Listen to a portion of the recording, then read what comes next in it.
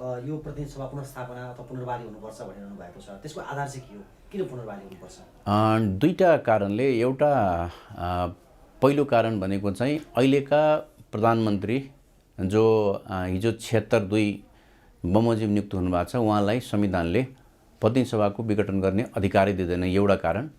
दोस्रो कारण भनेको कुनै हिसाबमा प्रधानमन्त्रीलाई त्यो अधिकार छ भनेर मान्दाखेरिको अवस्थामा पनि उहाँले त्यो विघटनको आधार र कारण दिनुपर्छ।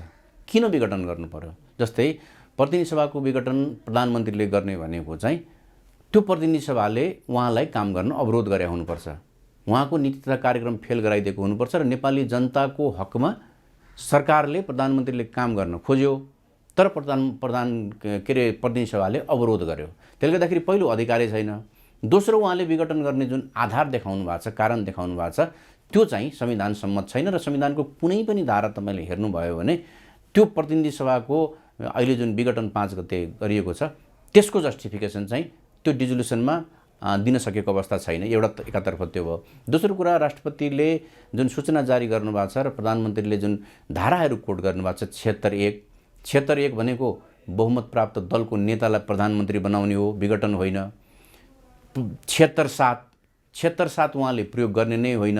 76-5 बमोजिमको प्रधानमन्त्रीले बहुमत प्राप्त विश्वासको मत लिन नसकेमा वा प्रधानमन्त्री नियुक्त नभएमा बल्ल त्यसले प्रयोग गर्ने धारा हो 76।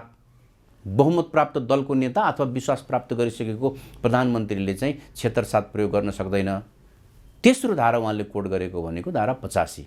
धारा 85 भनेको चाहिँ संसदको आयुसँग जोडिने विषय हो, प्रतिनिधि सभाको आयुसँग जोडिने विषय हो। तर उसले के भन्यो भन्दाखेरि भने 7 बमोजिम विघटन भएमा बाहेक अवस्थामा बाहेक प्रतिनिधि सभाको आयु चाहिँ 5 वर्ष हुनेछ भनेपछि 85 को सम्बन्ध भनेको चाहिँ सिधै 76 को 7सँग हो। तर उहाँले रिलेट कहाँ जो गर्नुभएको छ भने ल 85 ले त पूर्व अगावै विघटन हुन सक्छ नि त, त्यसले गर्दाखेरि मैले विघटन गरेँ, जुन मिल्दैन। त्यो यी विभिन्न कारणले गर्दाखेरि अहिलेको प्रतिनिधि सभा विघटनको कार्य चाहिँ गैर संवैधानिक छ। त्यो गैर संवैधानिक भएको हुनाले प्रतिनिधि सभाको पुनर्स्थापना हुनुपर्छ भनेर हामीले आर्गुमेन्ट गरेका हौँ। जस्तो बहसका क्रममा इजलासबाट चाहिँ बारम्बार एउटा प्रश्न आयो। हिजो चाहिँ प्रधान न्यायाधीशले अङ्क सहित नै मैले भन्नुभयो कि यो 76 को सरकार नरहने स्थिति हो भने संसदमा अर्को सरकार बन्ने स्थिति छैन। अहिलेको संविधानले संसदले सरकार दिन नसक्ने अवस्थामा त विघटन गर्न सक्छ नि भन्ने उहाँको जिज्ञासा थियो। त्यो सन्दर्भमा यहाँ भनेको सबैभन्दा पहिलो कुरा त सरकार बन्न सक्छ कि सक्दैन भन्ने कुराको निर्णय चाहिँ प्रतिनिधि सभाले गर्ने हो। तपाईँ मैले प्रधानमन्त्रीले अथवा अरू कुनै व्यक्तिले गर्ने होइन। त्यसले गर्दाखेरि प्रधानमन्त्रीले विघटन गर्नुभन्दा अगाडि प्रतिनिधि सभामा त्यो विषय प्रवेश गराउनु भयो कि गराउनु भएन? म चाहिँ घेराबन्दीमा परे काम गर्न सकिनँ अथवा मलाई काम गर्न दिएनन्, प्रतिनिधि सभा तँ अर्को सरकार बना। अनि प्रतिनिधि सभाको सरकार बनाउने संविधानको धारा 76 हेर्नुभयो भने उसले हरेक सरकार बन्दाखेरिको अवस्थामा 30 दिनको समय दिन्छ। जस्तै राष्ट्रपतिबाट कुनै व्यक्तिलाई प्रधानमन्त्री नियुक्त भएको 30 दिनभित्र उसले विश्वासको मत प्राप्त गर्ने हो, हैन? 2 वा 2 भन्दा बढी दलको समर्थनमा प्रधानमन्त्री भएको छ भने उसले पनि 30 दिनभित्र। त्यसले गर्दाखेरि त्यो 30 दिनको जुन समय दिएको छ नि प्रधानमन्त्रीले विश्वासको मत लिने, त्यो प्रक्रियामा जान दिनु भएन। त्यसले गर्दाखेरि उहाँले म भइन भने अरू कोही हुँदैन। पहिलो कुरा त उहाँकै दलबाट अर्को व्यक्ति आउन सक्थ्यो है। दलबाट आउँदैन भने पनि प्रधानमन्त्री केपी शर्मा ओलीलाई धेरै दलले समर्थन दिएर प्रधानमन्त्री बनाइदिएको थियो, त्यसरी समर्थन प्राप्त गर्ने अर्को व्यक्ति पनि आउन सक्थ्यो। त्यसले गर्दाखेरि यसको छिनोफानो सरकार संसदीय लोकतन्त्रमा सरकार बनाउने अथवा प्रधानमन्त्रीको चयन गर्ने एकमात्र अधिकार भनेको प्रतिनिधि सभालाई छ। त्यो अधिकारको बारेमा तपाईले पहिले नै सरकार बन्न सक्दैन थियो भनेर अनुमान गरेर प्रतिनिधि सभाको विघटन गर्न मिल्दैन। सबै धारा 76(5) को कुरामा चाहिँ त्यो जुन एकजना मात्रै सदस्यले पनि प्रधानमन्त्री बन्छु भनेर आधार प्रस्तुत गर्यो भने राष्ट्रपति बनाउन सक्ने भन्ने कुरा जुन छ, त्यसबाट वा पनि छ। त्यो जुन विघटनलाई सिफारिस गर्ने कुरामा चाहिँ त्यो वा भन्दा पछाडि लेखिएको प्रधानमन्त्री भनेको चाहिँ धारा 76 मा रहेका 3 तहका जुन प्रधानमन्त्रीको परिकल्पना गरेको छ 76 ले, त्यसमध्येको कुन चाहिँ प्रधानमन्त्रीले प्रयोग गर्ने धारा हो? त्यो प्रधानमन्त्री हो। त्यो चाहिँ कस्तो हो भने हिजोको तपाईले संविधान हेर्नुभयो भने धारा 36 मा 47 सालको संविधानमा धारा 36 ले बहुमतीय सरकारको कुरा गर्थ्यो। धारा 42 ले दुईटा सरकारको कुरा गर्छ, 2 वा 2 भन्दा बढी दलको समर्थनमा र अल्पमतको सरकार। अहिलेको 76 मा ल्याएर के गर्यो भने एउटा थप धारा राखियो, थप व्यवस्था राखियो भन्दाखेरि भने दल पनि होइन, लार्जेस्ट पार्टी पनि होइन, दुईभन्दा बढी दलको समर्थन छैन, त्यो कुनै प्रतिनिधि सभाको सदस्यले आधार प्रस्तुत गर्यो अथवा हस्ताक्षरसहित गयो, बहुमत सदस्यहरूको हस्ताक्षरसहित राष्ट्रपतिकहाँ गयो भने उसलाई प्रधानमन्त्री नियुक्त गर्ने हो। अब त्यो प्रधानमन्त्रीलाई राष्ट्रपतिबाट प्रधानमन्त्री पदमा नियुक्त गरिसकेपछि 30 दिनभित्र तिमीले विश्वासको मत ल्याऊ भनेर तोकिएको हुन्छ। त्यो प्रधानमन्त्रीले विश्वासको मत लिन सकेन वा त्यस्तो व्यक्ति राष्ट्रपतिकहाँ हस्ताक्षरसहित जान सकेन, प्रधानमन्त्री नियुक्त हुन सकेन भने चाहिँ त्योभन्दा अगाडिको जुन काम चलाउ, जुन विश्वासको मत गुमाइसकेको हुन्छ, 3 बमोजिमको बनेको सरकार जसले विश्वासको मत गुमाइसकेको हुन्छ, त्यो प्रधानमन्त्रीले सिफारिस गर्ने हो प्रतिनिधि सभाको विघटनको लागि। 76 बमोजिमको प्रधानमन्त्रीले होइन, 3 बमोजिमको प्रधानमन्त्रीले विश्वासको मत लिएन, पाएन 30 दिनभित्र। अब 5 बमोजिमको प्रधानमन्त्री नियुक्त हुन कोही मान्छे गएन, नम्बर 1, वा नियुक्त भयो 30 दिनभित्र उसले विश्वासको मत लिन सकेन भने चाहिँ त्यो भइरहेको प्रधानमन्त्रीले विघटनको सिफारिस गर्ने हो। त्यो प्रष्ट छ, हेर्नुहोस्, त्यसमा दुविधै छैन। त्यसले गर्दाखेरि यो क्षेत्र हेर्दाखेरि चाहिँ धेरै विकल्पहरू, खास गरिकन सरकार निर्माणमा धेरै विकल्पहरू दिएको छ। ती सबै विकल्पमा प्रतिनिधि सभाले सहयोग गरेन, विश्वासको मत दिएन या आफूमध्येबाट कसैलाई प्रधानमन्त्री नियुक्त गर्न सकेन भने ऊ चाहिँ मृत्युवरण गर्नुपर्छ भनेर प्रतिनिधि सभा के अरे संविधानले व्यवस्था गरे हो। र हामीले सबभन्दा महत्त्वपूर्ण कुरो के बिर्सिनुहुन्न भने अहिलेको विवादमा रहेको धारा 76 भनेको सरकार गठन सम्बन्धी धारा हो। सरकार गठन सम्बन्धी धाराबाट त्यो सरकारले प्रतिनिधि सभाको विघटन गर्ने अधिकार चाहिँ राख्दैन। खालि बाध्यात्मक अवस्थामा सरकार बनेको सरकारलाई पनि विश्वासको मत दिएन भने बाध्यात्मक अवस्थामा त्यो संसद चाहिँ भङ्ग हुने अवस्थाको स्थिति हो। तपाईले यसको तुलना चाहिँ हिजोको 47 सालको संविधानको धारा 42 को 4 सँग तुलना गर्न सक्नुहुन्छ र हिजोको 53 धारा जुन थियो 47 सालको संविधानको, त्यो 53 लाई हामीले लगेर 93 मा राखेका छौं। 53 मा हिजोको 53 मा के थियो भने संसदको अधिवेशन आह्वान अन्तर प्रतिनिधि सभाको विघटन भन्ने थियो। अहिले हामीले 93 मा लगेर के राख्यौं भन्दाखेरि प्रतिनिधि सभाको अधिवेशन आह्वान अन्त्य मात्रै राख्यौं, प्रतिनिधि सभाको विघटन चाहिँ राखेनौं। त्यसले गर्दाखेरि हामीले 53(4) को हिजोको व्यवस्था हटायौं, जहाँ प्राइम मिनिस्टरलाई प्रेरोगेटिभ राइट दिएको थियो, जसले प्रतिनिधि सभाको विघटन गर्न सक्ने अवस्था थियो। आजको दिनमा त्यो अवस्था चाहिँ कम्प्लिटली छैन। जस्तो प्रधानमन्त्रीले विघटनका लागि गरेको सिफारिसमा चाहिँ संविधानको कुनै पनि धारा उल्लेख नभएको भनेर बाहिर आएको छ र मिसिलबाट चाहिँ ओरिजिनल कपी पनि फिर्ता लगेको पाइयो हैन। के चाहिँ यसरी संविधानको धारा नै उल्लेख नगरिकन मलाई काम गर्न दिएनन्, पार्टीबाट घेराबन्दी भयो भनेको आधारमा मलाई चाहिँ अब 2/3 मत चाहियो अझ कामका लागि भनेको आधारमा यसरी विघटनको गर्न पाइन्छ? हैन। पहिलो कुरा त प्रधानमन्त्री स्वयंलाई दुविधा रहेछ कुन धारा प्रयोग गर्ने, किनभने विघटनको लागि कुनै पनि धारा देख्नु भने त्यसले गर्दाखेरि उहाँले कुनै पनि धारा नै नउल्लेख गरेर विघटनको लागि जानुभयो। तर जुन डकुमेन्टबाट यो प्रतिनिधि सभा विघटन भयो, राष्ट्रपतिको कार्यालयको सूचना भन्नु अथवा राष्ट्रपति कार्यालयको सिफारिस, राष्ट्रपति कार्यालयको निर्णयबाट भयो, त्यसमा चाहिँ अघि नै मैले भने जस्तो 76, 76(7) र 85 कोड भएको छ। त्यो तीनटै धाराहरू चाहिँ संसद विघटन गर्नको लागि क्वालिफाई गर्न सक्ने अवस्था छैन। जहाँसम्म तपाईको दोस्रो प्रश्न छ, 2/3 सरकारको नजिक हुँदाखेरि मैले काम गर्न पाइनँ, त्यसले ताजा जनादेशमा जाने जुन कुरा गर्नुभएको छ, हेर्नुस्, ताजा जनादेशमा जाने संसारभरिको अभ्यास के हो भने हामीसँग दुईटा निकाय हुन्छ सार्वभौम सत्ताको प्रयोग गर्ने। एउटा संवैधानिक र कानुनी सार्वभौम संस्था हुन्छ, त्यो भनेको जनताबाट निर्वाचित प्रतिनिधि सभा हो, जसले जनताको सार्वभौम सत्ताको प्रयोग गर्छ। र त्यसले चाहिँ प्रतिनिधि सभाले प्रधानमन्त्रीलाई काम गर्नको लागि अवरोध गर्यो। एकछिनलाई मान्नुहोस्, मलाई काम गर्न दिएन भने अनि बल्ल प्रधानमन्त्री चाहिँ त्यसको विरुद्ध पोलिटिकल सोभरेन कहाँ जाने हो, त्यो भनेको जनता कहाँ जाने हो। आजको दिनमा यो सिफारिस गर्दा, विघटन गरिराख्दा प्रधानमन्त्रीले त्यो लिगल अथवा कन्स्टिट्युसनल सोभरेन कहाँ जाँदै जानु भएन, जुन प्रतिनिधि सभा थियो। तर सिधै के गर्नुभयो भने त्यसको विरुद्धको पुनरावेदन लिएर, अपिल लिएर चाहिँ जनतामा जानुभएको छ। त्यसले गर्दाखेरि उहाँले जुन ताजा जनादेशको लागि जान पाइन्छ नि जुन भन्नुभएको छ, त्यो प्रक्रियागत रूपमा पनि मिल्दैन। र पहिले तपाईले निर्वाचित जनप्रतिनिधिलाई चाहिँ तिमीले यस्तो गरेनौ भने म चाहिँ भङ्ग गरेर जनतामा जान्छु भन्ने कुराको अवसर दिनु भएन। म तपाईलाई उदाहरणको रूपमा भन्छु, अस्ति भर्खरै बेलायतमा ब्रेक्जिट तिमीले पास गर, होइन भने म तिमीलाई विघटन गर्छु भनेर प्रतिनिधि सभामा त्यहाँका प्रधानमन्त्री बोरिस जोन्सन जानुभएको थियो।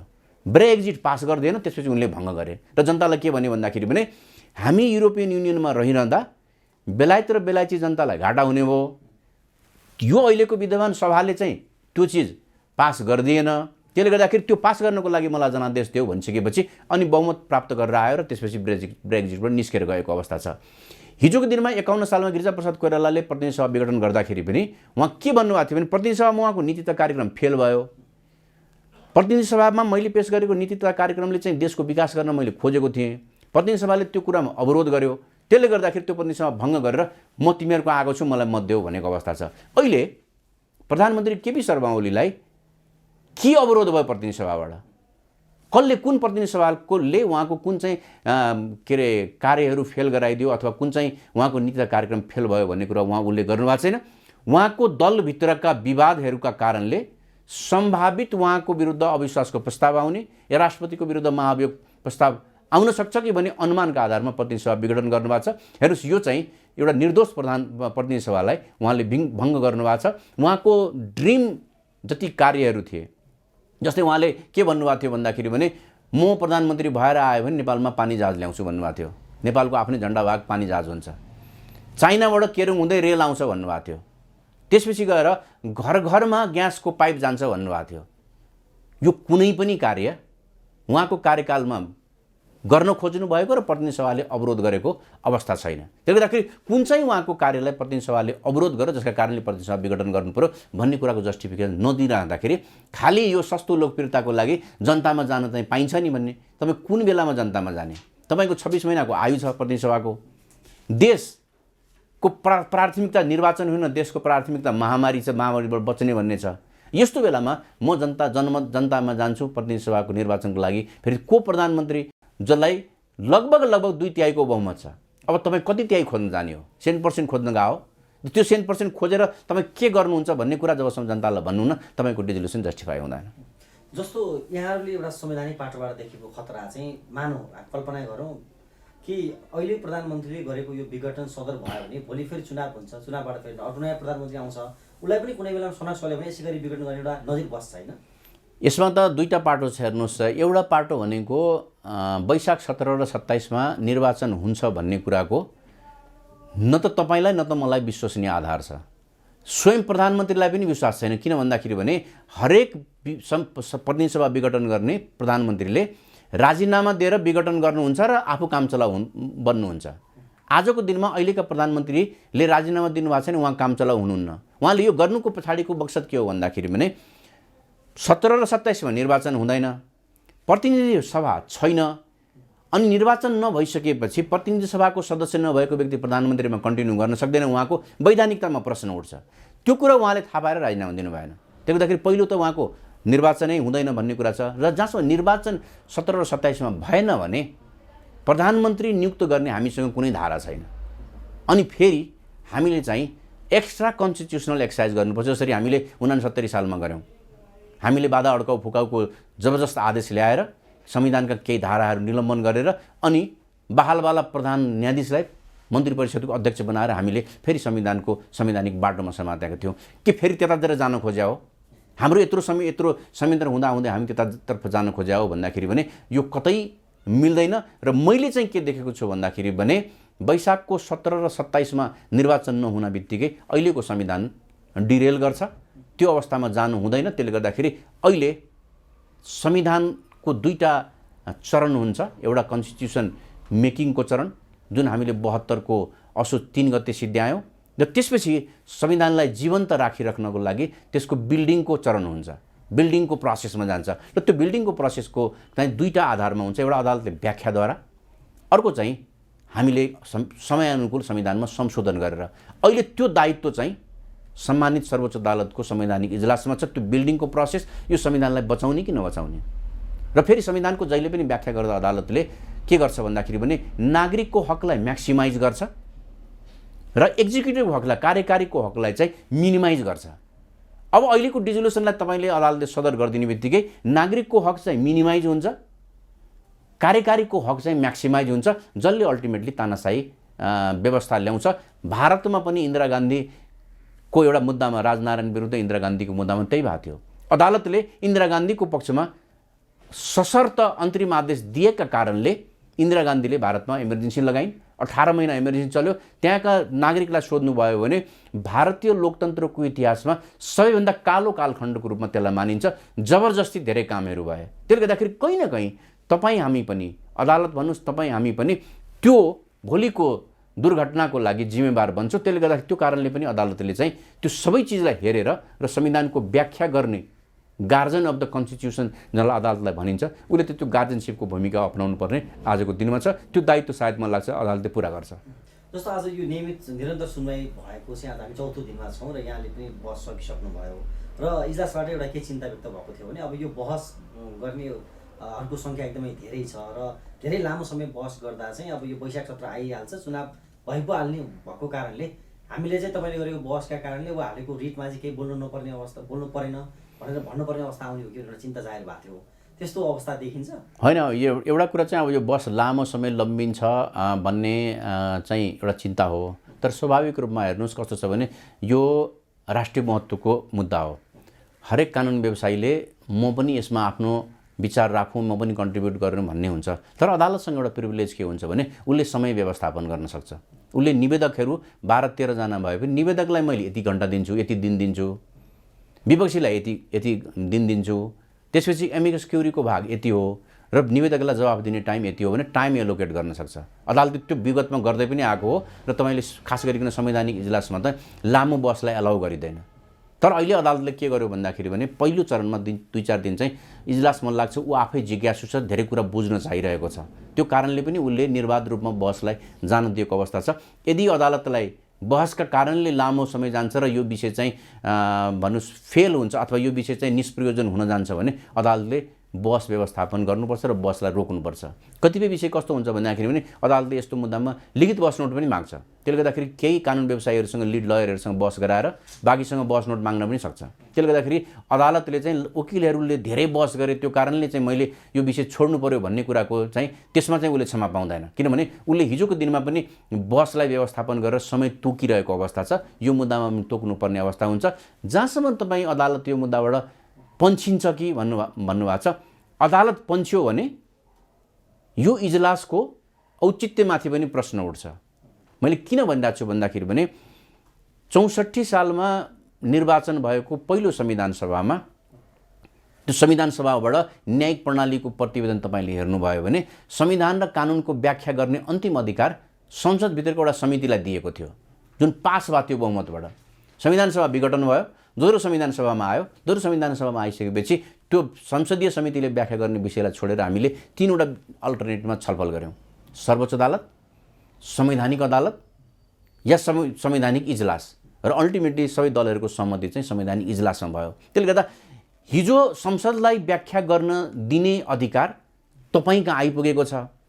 प्रधान न्यायाधीश स्वयंले यो विषयमा चाहिँ गम्भीर संवैधानिक प्रश्न छ भनेर आफैले संवैधानिक इजलासमा पठाउनु भएको छ। होइन भने मुद्दा त सामान्य इजलासमा दर्ता भएको थियो, आफैले पठाउनु भएको छ। अब गम्भीर संवैधानिक र कानुनी प्रश्न भइरहेको विषय अदालतले चाहिँ टाइमका कारणले, यो कारणले, ऊ कारणले पन्छिन मिल्दैन। हेर्नुहोस्, र फेरि के हो भन्दाखेरि भने अन्य विषय निर्वाचनबाट फैसला हुन्छ, निर्वाचनले फैसला गर्छ।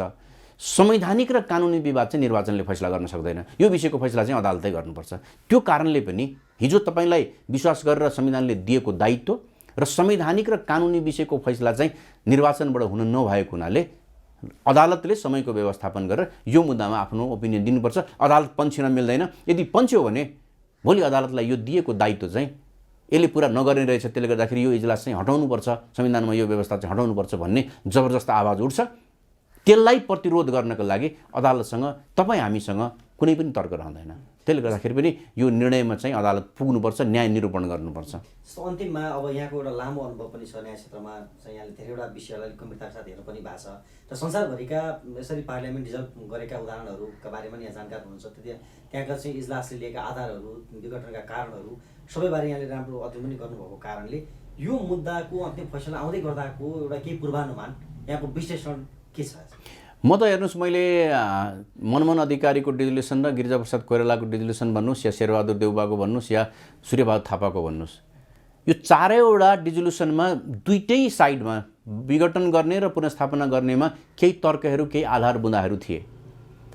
अहिलेको केस त एकदमै सपाट छ। त्यो प्रतिनिधि सभाको विघटन गरेको विषय पुनस्थापना गर्नको लागि त यति सजिलो केस त मैले देखेकै छैन। तपाईँले अलिकति 2 वर्ष अगाडिको हेर्नुभयो भने 2018मा श्रीलङ्कामा त्यतिखेरको त्यहाँको प्रधानमन्त्री रनिल विक्रमसिंघेलाई राष्ट्रपतिले बर्खास्त गरेर महेन्द्र राजपक्षलाई प्रधानमन्त्री नियुक्त गर्नुभएको थियो। अनि महेन्द्र राजपक्षलाई चाहिँ संसदबाट विश्वासको मत लिनुपर्ने थियो। विश्वासको मत उसले नपाउने भएपछि उसले संसद विघटन गरिदियो। ठ्याक्कै हाम्रो मनमोहन अधिकारीको मुद्दामा हाम्रो सर्वदलले जे बोलेको थियो लगभग त्यसकै फोटोकपी त्यसकै लगभग कपी पेस्ट गरेको छ। संसदले तिमीलाई जन्माउने हो, त्यो जन्म दिने ठाउँमा तिमीले विश्वासको मत लिनुपर्ने छ। त्यो विश्वासको मत नलिएर संसदलाई छलाउने गरी विघटन गरेछ। त्यो विघटन चाहिँ गैर संवैधानिक भयो भनेर अदालतले पुनस्थापना गरिदिएको अवस्था छ। त्यसले गर्दाखेरि यो केस त यति सजिलो र यति सहज छ जस्तै हिजोको 53(4) छैन। तपाईँ धारा 76 टेक्नु भएको छ। धारा 76 भनेको सरकार बनाउने धारा हो, संसद विघटन गर्ने धारा होइन। संसद विघटन संसदले विश्वासको मत दिएन वा प्रधानमन्त्री नियुक्त गरेन भने उसका कारणले मात्रै विघटन हुन्छ, प्रधानमन्त्रीले सक्नुहुन्न होइन। त्यसले गर्दाखेरि अहिलेको केस चाहिँ यति सपाट छ। म त पूर्ण रूपमा विश्वस्त के छु भने अदालतलाई मलाई लाग्छ बहस सिद्धिएको 2 दिनमा 1 दिनभित्र पनि फैसला दिनको लागि कुनै अप्ठ्यारो देखाएको छैन। संसद पुनस्थापना हुन्छ भन्ने कुरामा म त पूर्ण रूपमा विश्वस्त छु।